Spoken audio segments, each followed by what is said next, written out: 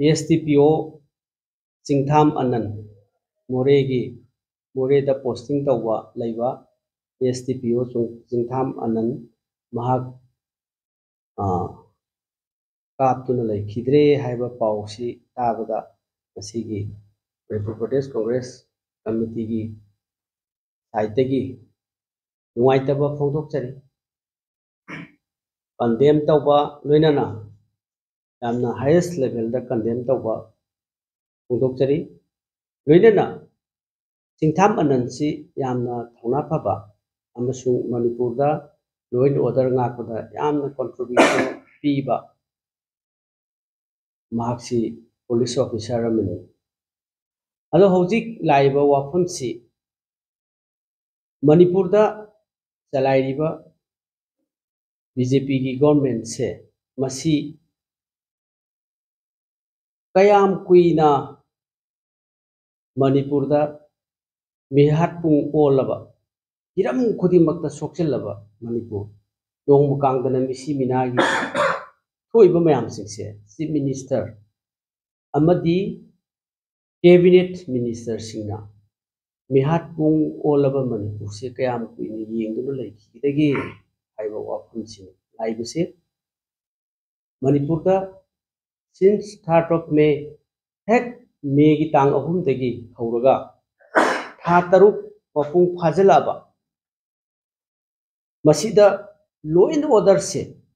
miyam section khudingmak dagi law and order gi fibam se totally fail oire lebaga sida state sida law and order gi situation si the thokriba thodok wathok hoju phauda thoiba thodok wathok singse masi sarkar leitabuga chap manare haibasi BJP की leader दे जो हायरे civil society organisation की मयाम दे की जो हायरे प्रजा सिंह से जो हायरे Congress party ने जो हायरे 10 पॉलिटिकल पार्टी मयाम से हायरे इंडिया दा लेरिबा तोंगान तोंगान बा पॉलिटिकल अखोई की इंडिया टीम अमदी इंडिया की तोंगान तोंगान इंस्टीट्यूशन कया नसु मणिपुर दा लॉ एंड ऑर्डर सिचुएशन से मपुंग फाना fail ओइरे हाइबसी हायरे ngasi Moreda ASTPO Anand mahakaptuna hatkibase masi singi area da laingak asigi sasan se leitre haibasi chu achong khudam amane shanti leire haidna dong mukangdana adum laingak asina hairibase masi ekoi sidagi laingak pasigi makhada leiriba force sing kara madugi law and order gi related da masi assist tawna ba reinforcement thaba reinforcement thari ba kholi ba mayam si yobungam da ba adu wasi di yamna clear oina yamna thawna phaba police security and the police officer STPO kapaga hakki business su yamna nuai ta ba ko loina na leba ka sigi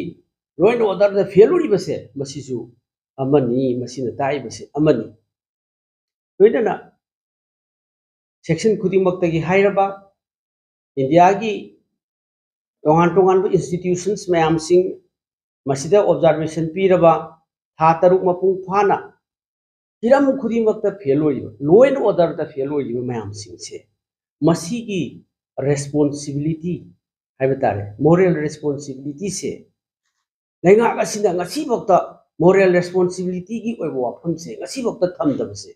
ngasi bokta uttabase masisu yamna laibak thiba amane maramaduna yamna laibak thiba Singtham Anand mahak laikhidaba yamna thawna paba Manipur gi territorial integrity ngakpa law and order ngakpa da achoba thodang rombado ngasidi laingak asigi makhada